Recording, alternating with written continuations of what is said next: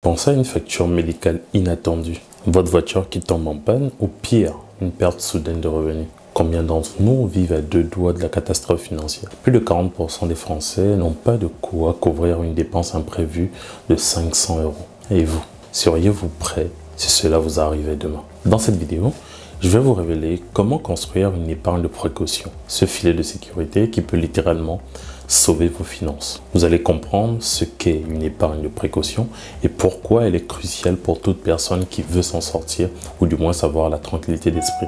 Combien d'argent vous devez mettre de côté pour dormir sereinement et surtout les meilleures stratégies pour épargner efficacement, même si vous pensez que c'est impossible aujourd'hui. Restez bien jusqu'à la fin parce que je vais vous donner une méthode ultra simple pour automatiser votre épargne sans effort. Beaucoup trop de personnes réfléchissent de façon excessive parce que soyons honnêtes, l'imprévu, lui, ne prévient jamais. L'épargne de précaution, c'est votre gilet pare-balles financier.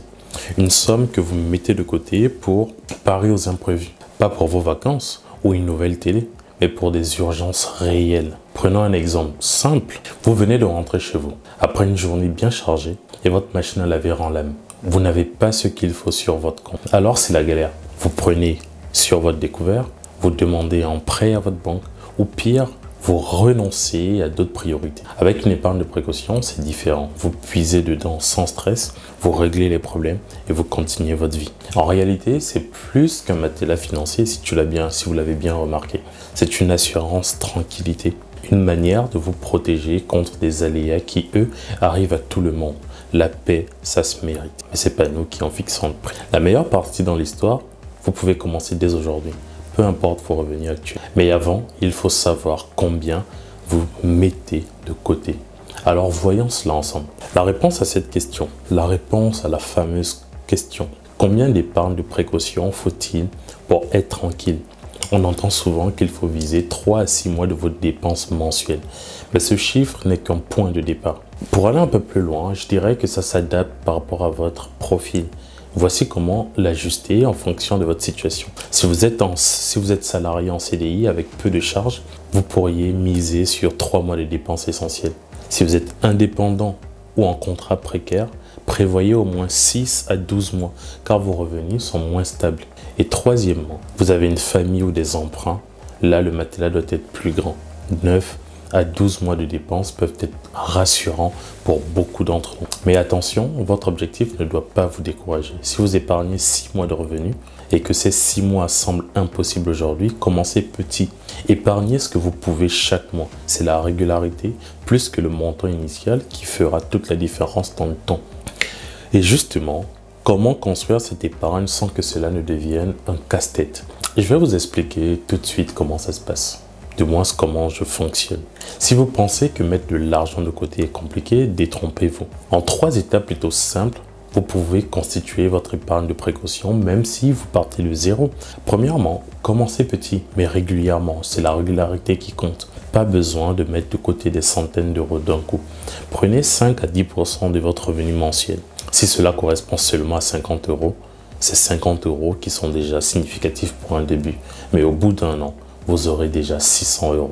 C'est un début et c'est ce qui compte. Disons que vous gagnez 2000 euros par mois par exemple. En épargnant 100 euros, vous atteindrez 600 euros en 6 mois. Pas si mal pour une première étape, n'est-ce pas? Deuxièmement, il va falloir automatiser cette épargne.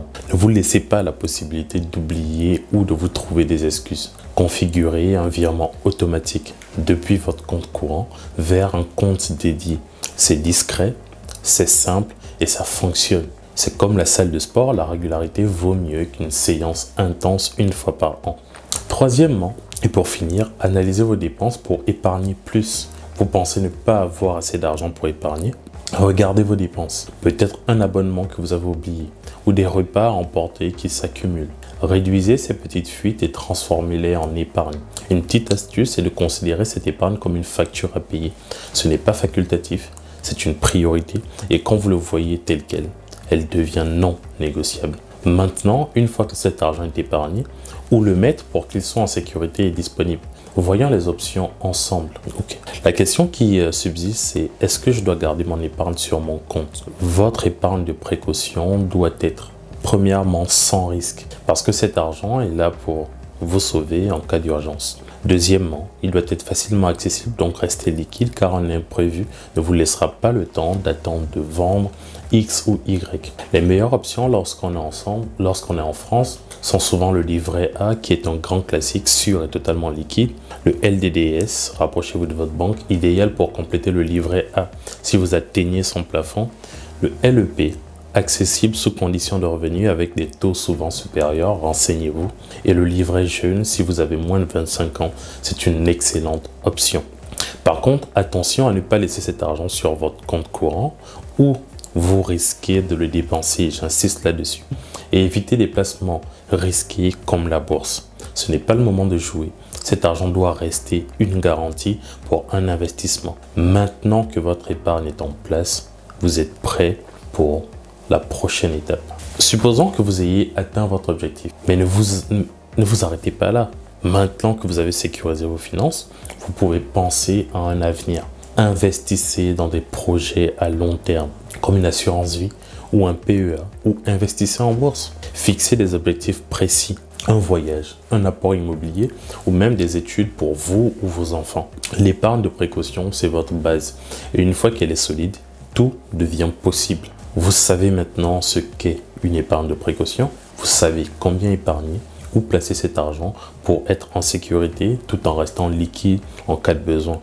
Dites-moi en commentaire si vous avez déjà commencé à construire votre épargne de précaution. Si oui, combien de mois de dépenses avez-vous de côté? Et si cette vidéo vous a aidé, laissez-moi un pouce bleu ou abonnez-vous à la chaîne pour d'autres conseils simples et actionnables sur l'épargne et les finances personnelles. Souvenez-vous, chaque euro que vous épargnez aujourd'hui est un stress en moins pour demain. Merci d'avoir regardé et à très bientôt pour une nouvelle vidéo. En attendant, on se retrouve dans cette vidéo où nous parlerons des erreurs d'investissement les plus courantes à éviter pour être un investisseur optimal.